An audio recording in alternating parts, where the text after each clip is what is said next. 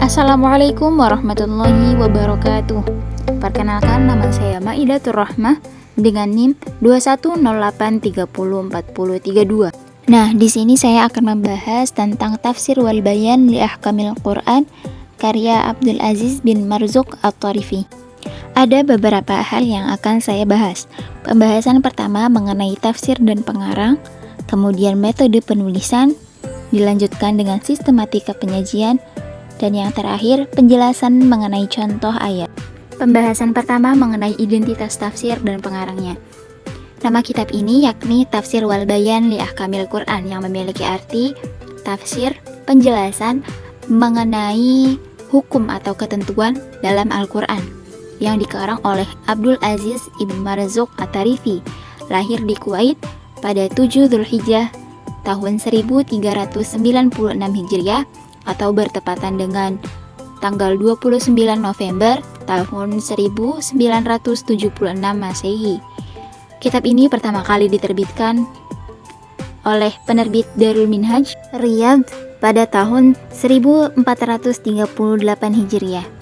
Nah, jumlah kitab ini terdiri dari 5 jilid, termasuk Al-Fahras atau indeks rangkuman kata.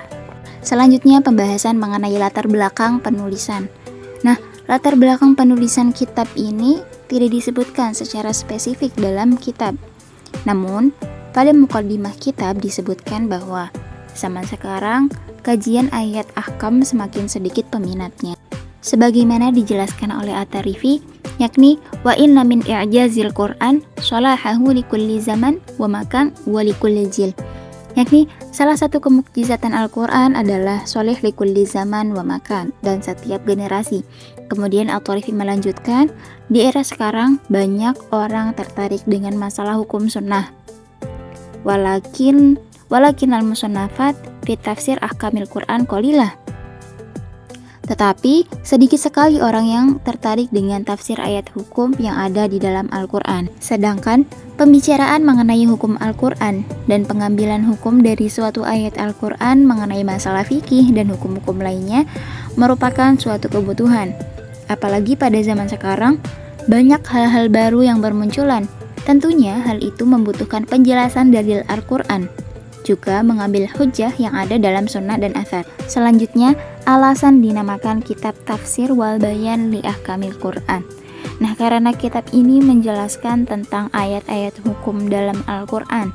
Contohnya seperti hukum mengambil manfaat dari kulit babi jika disamak, kemudian hukum tunjangan selain zakat, kemudian hukum wasiat bagi ahli waris, dan lain sebagainya. Lanjut ke metode penulisan. Metode penulisan dalam kitab ini adalah metode tahlili atau analisis, di mana At-Tharifi menjelaskan secara mendalam mengenai ayat-ayat hukum. Meskipun At-Tharifi tidak menafsirkan ayat Al-Quran secara keseluruhan, melainkan ayat-ayat hukum saja, tetapi urutannya mengikuti tertib mushafi atau mushaf Utsmani. Adapun corak penafsiran yang digunakan dalam tafsir ini adalah corak tafsir fikih atau ahkam, di mana pembahasannya menekankan pada ayat-ayat yang mengandung hukum, misalkan ayat tentang thaharah, wudu, sholat, zakat, akad, dan sebagainya. Selanjutnya bentuk tafsir. At-Tharifi menggunakan Al-Quran, hadis, dan ra'yu sebagai sumber tafsir. Namun, dalam kitab ini lebih dominan menyebutkan dalil-dalil baik dari Al-Quran maupun hadis sebagai dasar dalam mengambil hujjah. Sehingga kitab tafsir ini dapat dikategorikan dalam tafsir bil ma'sur. Berikutnya sistematika.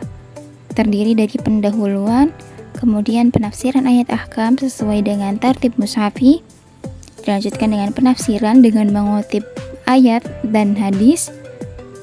Kemudian ada munasabah siyak, yaitu mengaitkan sesuatu dengan sesuatu yang lain. Contohnya ayat wudu, yakni Quran Surat Al-Ma'idah ayat 6. Tentang wudu ini dikaitkan dengan sholat.